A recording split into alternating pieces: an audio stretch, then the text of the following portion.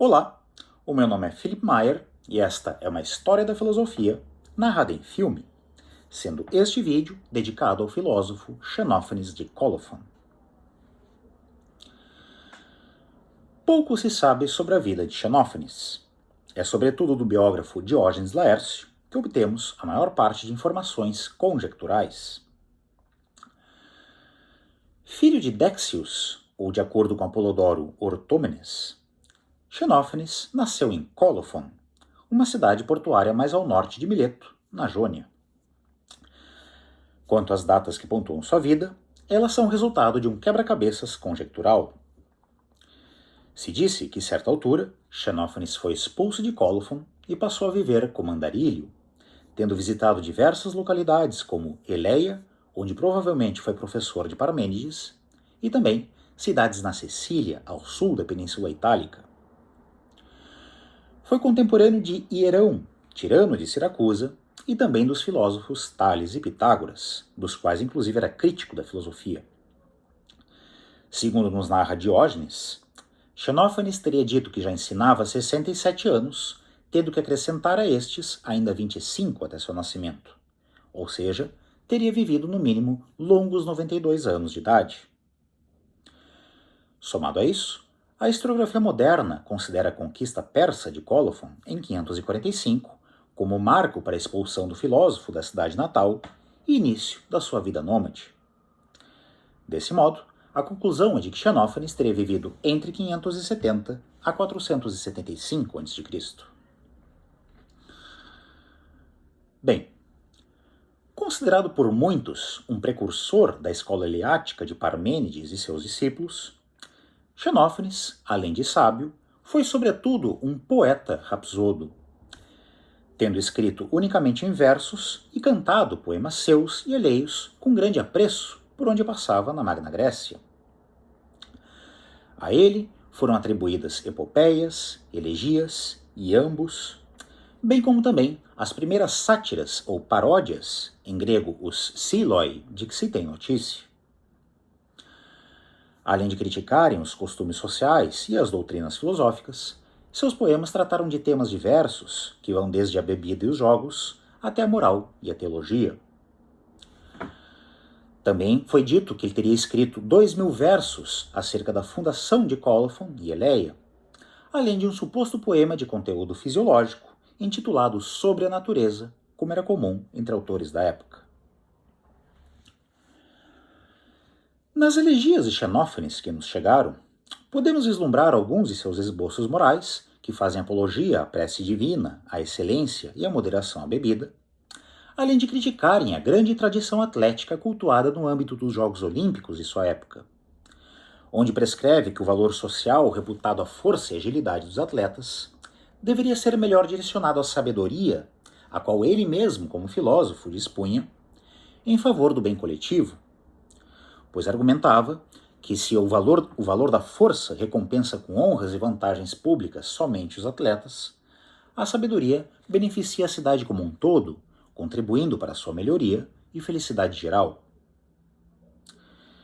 Por fim, ainda sobre a biografia de Xenófanes, uma anedota conta que quando o filósofo Empédocles, ainda jovem, se aproximou de Xenófanes para reclamar que era impossível encontrar homens sábios, este último lhe respondeu que era natural, pois é preciso ser sábio para reconhecer um sábio. Bem, a diferença da maior parte dos pré-socráticos, o legado maior de Xenófanes não é fisiológico, mas sim teológico. Trata-se da sua crítica pioneira à concepção antropomórfica dos deuses nas diversas culturas, e em especial na religião olímpica consagrada por Homero e Hesíodo. Dada a síntese e clareza com que tal crítica se expressa, num conjunto de fragmentos atribuídos a Xenófanes por Sexto Empírico e Clemente de Alexandria, torna-se válido, então, a leitura dos próprios, como segue. Homero e Hesíodo atribuíram aos deuses tudo quanto entre os homens é vergonhoso e censurável, roubos, adultérios e mentiras recíprocas. Os mortais imaginam que os deuses foram gerados, e que tem vestuário e fala e corpos iguais aos seus. Os etíopes dizem que os seus deuses são de nariz achatado e negros. Os trácios, que os seus têm olhos claros e o cabelo ruivo. Mas se os bois e os cavalos ou os leões tivessem mãos ou fossem capazes de com elas desenhar e produzir obras como os homens, os cavalos desenhariam as formas dos deuses semelhantes à dos cavalos, e os bois a dos bois, e fariam seus corpos tal como cada um deles o tem. Pois bem, não obstante, no lugar das deidades antropomórficas, Xenófanes ainda concebe um único Deus, eterno e em nada semelhante aos mortais, tanto em corpo quanto pensamento. Um só Deus impessoal e abstrato, maior entre os deuses e os homens, dizia. E isso certamente em oposição crítica às meras projeções humanas, que não devem ser tomadas ao pé da letra, portanto.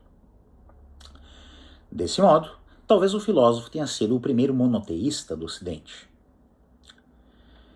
Esse Deus xenofoniano tudo move e governa sem esforço algum, mas somente com a força do seu pensamento. Porém, ele mesmo, o próprio Deus, é imóvel, pois dizia o poeta que não compete a um Deus ir de um lugar para outro. E aqui já podemos vislumbrar um claro ataque às divindades homéricas. Sempre do mesmo lugar, portanto, esse Deus tudo vê, ouve e pensa. Por sua vez, outros doxógrafos xenófanes atribuíram ao seu Deus uma forma esférica. Já nos comentários de Aristóteles e Hipólito, Xenófanes identifica Deus e o cosmos como o uno. Aqui talvez ressoe certa tradição pitagórica da identidade cosmos-uno, ou seja, o Deus de Xenófanes ser a encarnação do universo inteiro, a divindade naturalizada no todo. O Deus uno em contraste com os deuses individuados de Homero o Hesíodo. Outra explicação provém de Simplício, que nos relata que o Deus de Xenófanes é uno porque é o mais poderoso de todos os seres. Pois se existissem diversos deuses, repartiriam igualmente o poder, deixando no mesmo instante de serem divinos, pois nada pode competir em poder com um Deus. Também é Simplício quem nos relata que o Deus de Xenófanes não é gerado, porque algo só pode ser gerado de um semelhante ou do nada, e logo Deus é eterno. Aqui, no entanto, já está claramente contaminado por um pensamento eliático posterior desse argumento. Bom, sobre a cosmologia xenofoniana. Tal como em Anaximandro, a cosmologia de Xenófanes também conta com um pensamento geológico. Porém, à diferença do Milésio, o filósofo de Colophon faz um uso notável de evidências empíricas a fim de fundamentar e nos contar uma história geológica do mundo. Algo que por si só já denota uma precocidade científica assombrosa, como será visto a seguir. Segundo o filósofo, o cosmos é eterno, imutável e uno, identificado com Deus, portanto. O nosso mundo, o mundo, não se encontra suspenso no cosmos, mas sua forma é ilimitada na superfície, em quaisquer direções, e rumo às profundezas. Segundo Xenófanes, existem infinitas regiões habitadas e desabitadas no mundo. Por sua vez, a physis cósmica, a natureza universal, a natureza de todas as coisas, é a Terra. Tudo deriva da Terra e tudo tem seu termo na Terra. Porém, o filósofo argumenta também que, sob o céu, no nosso mundo, tudo aquilo que nasce, cresce e se move deriva do lodo e no lodo perece.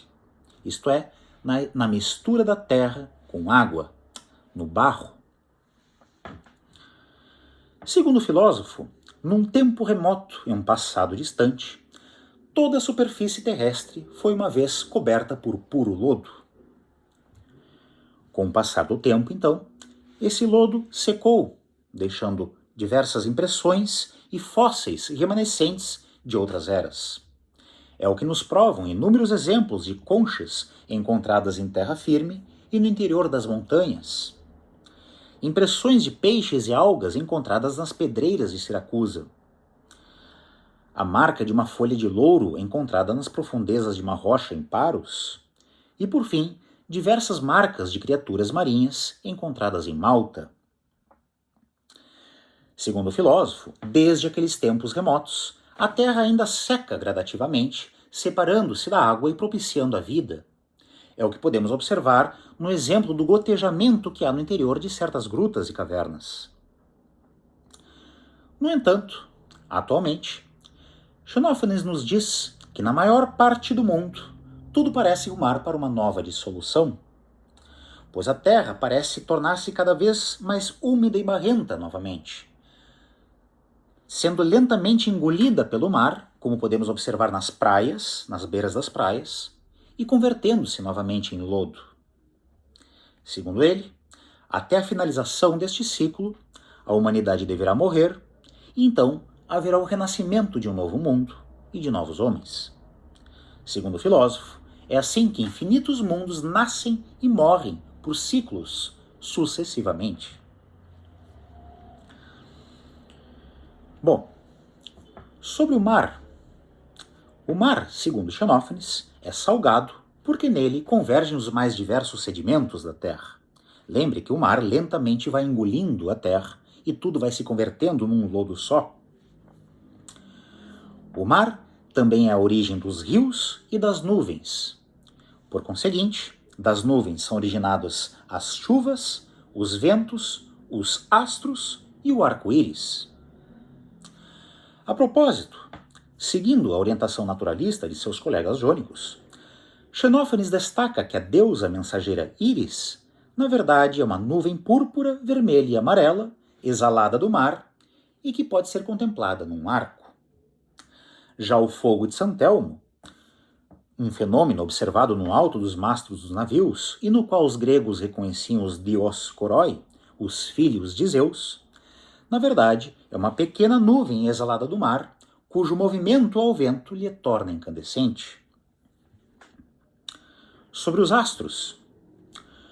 Todos os astros são feitos de nuvens ígneas que exalam do mar todos os dias. Logo, existem infinitos astros que nascem continuamente do mar. O Sol, por sua vez, é feito de nuvens compostas de pequenas porções de fogo que se reúnem a cada dia e todos os dias. Cada sol novo que nasce cruza o nosso céu, vindo a desaparecer no horizonte ao final da tarde. Esse movimento aparentemente circular que o Sol realiza é devido apenas ao alcance limitado de nossa visão sobre ele, pois o astro, sempre um novo todo dia, na verdade segue um caminho próprio e infinito, linear, rumo às regiões inescrutáveis da Terra, a Terra que tem sua superfície infinita e ilimitada. Segundo o filósofo, por vezes, nessas regiões longínquas, ocorre do Sol desabar em um buraco desabitado ou vale profundo, e então, de lá, passa a se manifestar para nós como um eclipse. O Sol contribui para o nascimento do mundo e também propicia vida, aquecendo o mundo. Já nisso a Lua é supérflua. Além de infinitos sóis, também existem infinitas luas e estrelas, exalando no mar todos os dias e, segundo o poeta, acendendo no céu como carvões em brasa durante as noites e apagando-se durante os dias. Por fim, parece que Xenófanes também é precursor do ceticismo quando critica os limites do conhecimento humano ao afirmar que nunca ninguém teve ou terá acesso direto à verdade divina e do que ele próprio, como filósofo, diz. Mesmo que existissem diversos deuses, tampouco eles teriam nos revelado a verdade desde o princípio, argumenta. E mesmo que alguém falasse unicamente a verdade, tampouco se perceberia disso, pois somente opiniões e aparências se fazem presente em todo lugar, sendo estas, no máximo, semelhantes à verdade. Por outro lado, Xenófanes nos diz que, com empenho e investigação, é possível progredir gradualmente rumo a um conhecimento sempre cada vez melhor e mais refinado de todas as coisas, mesmo que nunca alcancemos a plena verdade. Como no seguinte exemplo que nos concede: se não soubéssemos da doçura do mel, os figos pareceriam mais doces do que são. Por fim, pode-se afirmar que tais especulações fizeram desse filósofo um pai da epistemologia, antecipando inclusive as ideias de Karl Popper no século XX acerca dos limites e capacidades do método científico. Aliás, Popper, em seus célebres ensaios, se refere de modo elogioso a Xenófanes, elencando o filósofo como um de seus mais longínquos ideólogos. E aqui encerro mais este vídeo, agradeço a audiência, e no próximo vídeo, então, estarei abordando o filósofo Empédocles de Agrigento. Obrigado.